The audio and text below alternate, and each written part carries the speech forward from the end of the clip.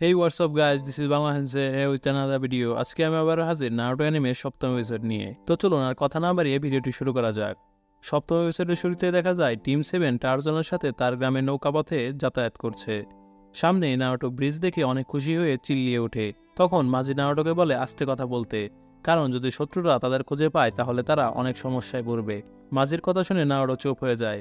এরপর কাকাশি টারজানকে বলে, আমরা ঘাটে পৌঁছানোর আগে আপনাকে কিছু জিজ্ঞেস করতে চাই। কেন আক্রমণকারীরা আপনার পেছনে লেগে আছে? আপনি যদি না বলেন তাহলে আমরা ঘাটে পৌঁছানোর সাথে সাথে আপনার মিশন শেষ করে দেব। টারজানা কাকাশির কথা শুনে এক প্রকার বাধ্য হয়ে তাকে বলে, শুনুন তাহলে, একজন ভয়ঙ্কর লোক আমাকে মেরে ফেলতে চায়। তার নাম নিশ্চয়ই আপনারা শুনেছেন। তিনি হলেন শিপিং বা ট্রান্সপোর্টেশন ব্যবসার প্রভাবশালী ব্যক্তি গাটো। কাকাশি অবাক হয়ে যায়। গাটো মানে বিশ্বের অন্যতম ধনী ব্যক্তি।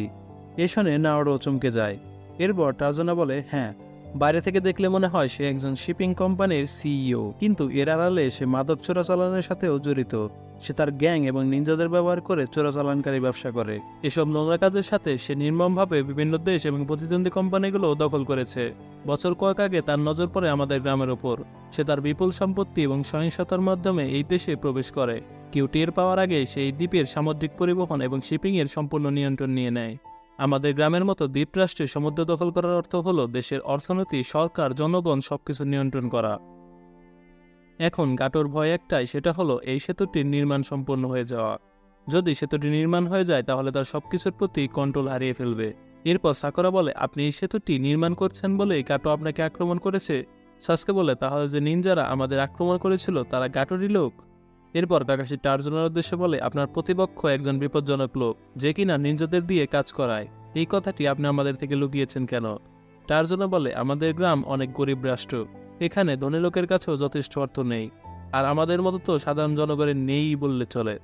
আপনাদের যদি মিশন শুরুর প্রথমে গাটোর কথা বলতাম তাহলে মিশন বি র্যাঙ্ক বা এ র্যাঙ্ক মিশন হতো, যার অর্থ পরিশোধ করার ক্ষমতা আমাদের নেই। আমাকে তীরে পৌঁছে দেওয়ার পর যদি আপনারা মিশন পরিত্যাগ করেন তাহলে আমি নিঃসন্দেহে মারা যাব।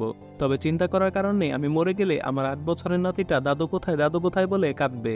টারজানার কথা শুনে কাকাশির মায়া হয় এবং বলে, আচ্ছা, যে তারা তীরে ওঠার পর মিশন পরিত্যাগ করবে না, মিশন অব্যাহত থাকবে। টারজানা তাদের প্রতি অনেক কৃতজ্ঞতা জানায়, কিন্তু মনে মনে বলে ইমোশনাল করিয়ে ভালোই কাজ হয়েছে। এরপর তারা তীরে পৌঁছে যায়। টারজানা মাঝিকে ধন্যবাদ জানায়। টিম 7 টারজানাকে নিয়ে তার বাড়ির দিকে রওনা হয়। কাকাশি হাঁটতে হাঁটতে হতাশ হয়ে ভাবতে থাকে, গাটো প্রথমে চুনিন পাঠিয়েছিল, কিন্তু এখন আক্রমণ করলে দক্ষতা সম্পন্ন কোনো গেনিন পাঠাবে।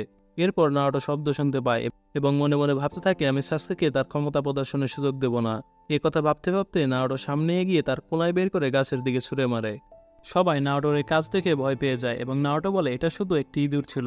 সাকুরা, কাকাশি এবং টারজানা নারুটোর কথায় অনেক রেগে যায়। এরপর কাকাশি এগিয়ে দেখে খরগোশকে পড়ে থাকতে। কাকাশি খরগোশের লোমের রং দেখে সন্দেহ করতে থাকে যে এটি একটি স্নো র্যাবিট, কিন্তু এর রং সাদা কেন? শীতকালে যখন সূর্যের আলো কম থাকে তখন এর লোম সাদা হয়ে যায়। তার মানে এই খরগোশটি কোনো ফাঁদ হিসেবে ব্যবহার করার জন্য সূর্যের আলো ছাড়া কোনো বাড়িতে বড় করা হয়েছে। এর মানে ওরা এখানেই আছে। তারপর গাছের আড়ালে একটি নিনজাকে দেখা যায়। নিনজাটি হলো জাবুজা। তারপর জাবুজা কাকাশির দিকে তাকিয়ে মনে মনে বলতে থাকে, এবার বুঝতে পেরেছি আগের বার ডিমন ব্রাদার্সরা কেন ওদের সাথে বেড়ে ওঠেনি। হিডেন লিউজ ভিলেজের কপি নিনজা শারিঙ্গানধারী কাকাশি আছে তাদের সাথে। এরপর নিনজাটি তার বিশাল সোর্ড ছুঁড়ে মারে একটি গাছের দিকে। সোর্ড দেখে কাকাশি সবাইকে ঝুঁকে পড়তে বলে। নিনজাটি তার সোর্ডের উপর দাঁড়িয়ে কাকাশির দিকে তাকিয়ে থাকে। নারুটো নিনজাটিকে দেখে ভাবতে থাকে এটিই তার সুযোগ শো অফ করার। কাকাশি নিনজাটিকে দেখেই চিনে ফেলে এবং বলে, তুমি হিডেন মিস্ট ভিলেজের জাবোজামোমোচি।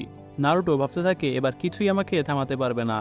ভাবতে ভাবতেই সে ছুটে চলে যায় তাকে অ্যাটাক করার জন্য, কিন্তু কাকাশি তাকে থামিয়ে দেয়, তাকে পেছনে যেতে বলে, কারণ সেদিন তারা যে নিনজাদের সাথে মোকাবেলা করেছিল তাদের থেকে জাবোজা সম্পূর্ণ আলাদা এবং শক্তিশালী। এরপর কাকাশি তার ঢেকে থাকা একটি চোখ খোলেন। জাবোজা কাকাশিকে বলে, তুমি শারিনগান চোখ ব্যবহার করবে? এ শুনে সাসকে অবাক হয়ে যায়, কারণ শারিনগান শুধুমাত্র উচিয়া ক্ল্যানের কয়েকজনের মধ্যে বিদ্যমান। নারুটো মনে মনে ভাবতে থাকে শারিনগানটি আবার কি। সাকুরা মনে মনে বলতে থাকে, শারিনগান কি? সেন্সের কি কোনো পাওয়ার আছে? এরপর কাকাশি টিম 7 সবাইকে বলে টিম ওয়ার্ক করতে এবং টারজানাকে রক্ষা করতে। এরপর কাকাশি তার শারিনগান সম্পূর্ণ বের করে বলে, আমি প্রস্তুত। জাবোজা কাকাশি শারিনগান দেখে মনে মনে বলতে থাকে, আশা করিনি যে শারিনগানের দেখা এত তাড়াতাড়ি পাবো। নারুটো এবার চেঁচিয়ে চেঁচিয়ে বলতে থাকে, শারিনগান, আসলে এই শারিনগানটি কি? কেউ কি আমাকে একটু বলবে? সাসকে বলে, শারিনগান এমন একটি পাওয়ার যার মাধ্যমে কোনো নিনজুৎসু, গেনজুৎসু, তাইজুৎসু প্রয়োগের আগেই তা বুঝে ফেলতে পারে। এছাড়াও এর আরও অনেক পাওয়ার রয়েছে। এরপর জাবুজা সাসকেকে বলে, ভালো বলেছ, কিন্তু শুধু এটুকুই না, এই চোখ প্রতিপক্ষের কৌশলগুলো চিনতে পারে এবং কপি করতে পারে। আমি যখন হিডেন মিস্ট্রির আনববলায় গেছিলাম তখন কাকাশির ব্যাপারে এইসব তথ্য বিঙ্গোপুকে ছিল। বিঙ্গোপুক হলো এক প্রকারের নোটবুক যাতে শক্তিশালী নির্জাদের তথ্য থাকে। তোমাকে দেখতেই আমাদের মেরে ফেলার অর্ডার দেওয়া হয়েছিল। বিঙ্গোপুকে কাকাশির কয়েকশোরও বেশি জুৎসু কপি করার উল্লেখ রয়েছে, তাই কাকাশিকে বলা হয় কাকাশি দ্য কপি নিনজা। এরপর জাবুজা বলে, অনেক কথা বলা হয়েছে। জাবুজা টারজানের উদ্দেশ্য করে বলে, এই বুড়াটাকে আমার এখন হত্যা করতে হবে। এই শুনে নাওটো, সাসকে এবং সাকুরা টারজানের সামনে গিয়ে কোনায় বের করে তাকে গার্ড করে। জাবুজা সহজেই বুঝতে পারে যে কাকাশি তাকে টারজানকে হত্যা করতে দেবে না, তাই জাবুজা প্রথমে কাকাশিকে আক্রমণ করবে। এরপর জাবুজা পানির ওপর দাঁড়িয়ে হিডেন মিস্ট জুৎসু ব্যবহার করে, যেটি মূলত হিডেন মিস্ট ভিলেজবাসীদের এক ধরনের জুৎসু। এই জুৎসুতে বাতাসে ঘন কুয়াশা তৈরি করা হয়, যার ফলে প্রতিপক্ষের চোখে ধুলো দেওয়া যায়।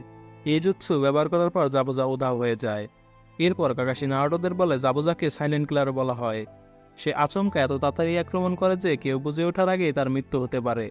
কাকাশি আরও বলে, আমি শারিনগান ব্যবহারে সম্পূর্ণ দক্ষ নই, তাই তোমরা নিজেদের প্রতিরক্ষা করতেও ভুলো না।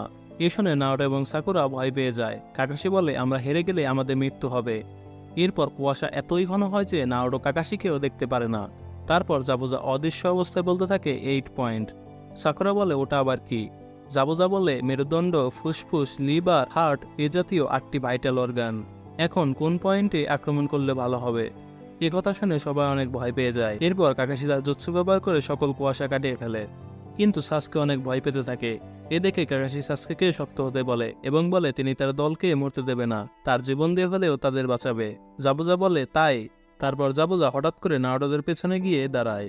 জাবুজা টারজানাকে স্পর্শ করার আগেই কাকাশি তার পেটে কোনায় ঢুকিয়ে দেয়।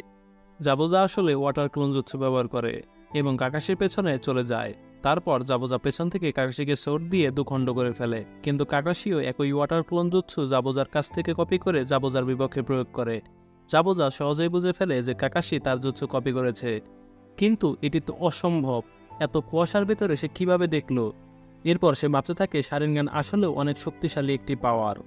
তারপর কাকাশি তার পেছনে গিয়ে তার গলায় কোনায় ধরে এবং তাকে নড়তে মানা করে, বলে খেলা এখন শেষ। আর এভাবেই সপ্তম এপিসোডের সমাপ্তি ঘটে। তো গাইজ, ভিডিওটি কেমন লাগলো? যদি ভালো লেগে থাকে তাহলে ভিডিওটিতে একটু লাইক দিয়ে চ্যানেলটি সাবস্ক্রাইব করে বেল আইকনটি প্রেস করে দিন। ধন্যবাদ। আর এরকম ভিডিও দেখতে হলে চ্যানেলের প্লেলিস্টে গেলে সিরিয়ালে দেখতে পারবেন।